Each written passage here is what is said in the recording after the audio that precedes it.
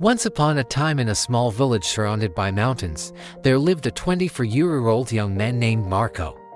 Marco was very restless. His mind was always full of thoughts. All day long, different thoughts came and went, and these thoughts made him feel uneasy and tired. He always felt sad about his past and worried a lot about the future. Because of these thoughts, his mind was like a storm. He couldn't feel calm, couldn't sleep well, and even forgot how to smile. One day, Marco heard about a faraway village in the hills. People said that a wise old man lived there. That man used to be a famous psychologist in the city. He had helped many people in his life and had taught them how to find peace in their minds. Now, he was old. He left the busy life of the city and started living in a quiet village close to nature. Sometimes he gave advice to visitors. Marco became curious and hopeful. He decided that he must go and meet that old man. He thought, maybe this wise man can help me find peace. After many days of a long and tiring journey, Marco reached the village in the hills. When he got there, he saw a small house covered with greenery. On the porch of the house, the old man was sitting quietly. His eyes were closed and he looked very peaceful.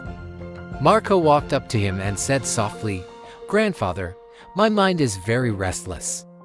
I cannot stop thinking. I want peace in my heart. Can you help me?" The old man slowly opened his eyes and gave a calm smile.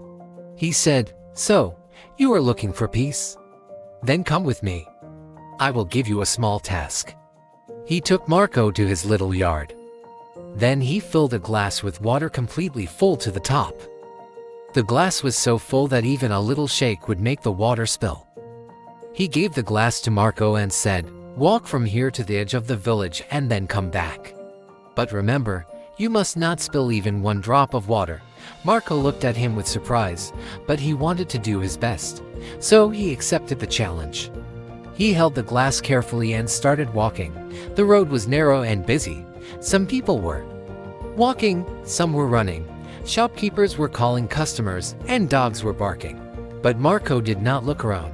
His eyes stayed only on the glass. He walked slowly and carefully, step by step. People looked at him with surprise, but no one disturbed him. They knew he was learning something important. Finally, Marco came back to the old man and said, "Grandfather, I did it. I didn't spill even one drop of water." The old man nodded and smiled. Then he asked, "That's good. But tell me, did you see the children playing on the side of the road? Did you hear the dogs barking?" Marco looked surprised and said, "No, I didn't see or hear anything. I was only focusing on the glass." The old man smiled again and said gently, "That is the secret. Something that was always inside you, but you didn't know.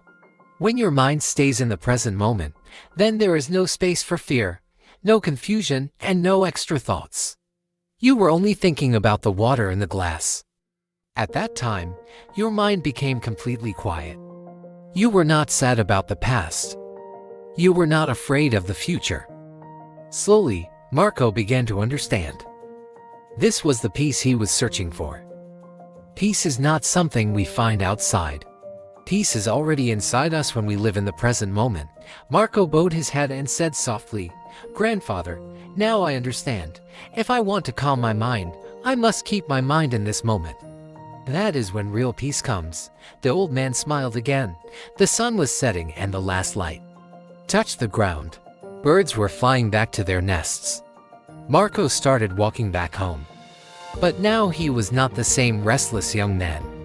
He had changed. He was peaceful inside because now he knew how to slow the mind. If you like the story, please give it a like and share it with your friends. And don't forget to subscribe to our channel for more inspiring stories like this one. Thank you for staying with us. See you in the next story with new thoughts and new lessons. Until then, stay well and stay peaceful.